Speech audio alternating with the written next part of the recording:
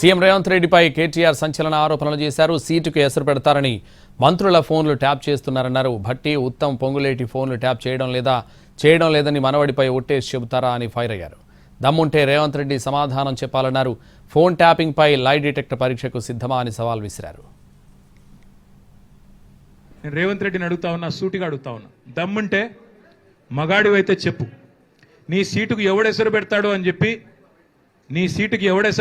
చెప్పి ఇవాళ deputy CM Bhatti Vikramarka, అదేవిధంగా రెవెన్యూ మంత్రి పొంగులేటి, అట్లాగే ఉత్తమ్ కుమార్ రెడ్డి ఇరిగేషన్ మంత్రి, వీళ్ళ ఫోన్లు నువ్వు ట్యాప్ చేయట్లేదా? ఈరోజు చెప్తావా? నీ మనవాడి మీద ఒట్టేసి చెప్తావా బయటకు వచ్చి నేను వీళ్ళ ఫోన్లు ట్యాప్ చేయట్లేదని?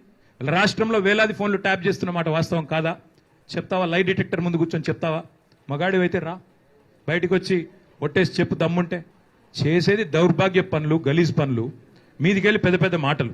ఒక గల్లీ రౌడీలాగా ఢిల్లీకి పోయి సిల్లీ మాటలు మాట్లాడిన ముఖ్యమంత్రికి నేను ఒకటే చెప్తా ఉన్నా, 50 సార్లు పోయావు ఢిల్లీకి, దాదాపు ఇంకోసారి అయిపోతే 50, హాఫ్ సెంచరీ, 50 పైసలు వచ్చినాయి నువ్వు 50 సార్లు పోతే.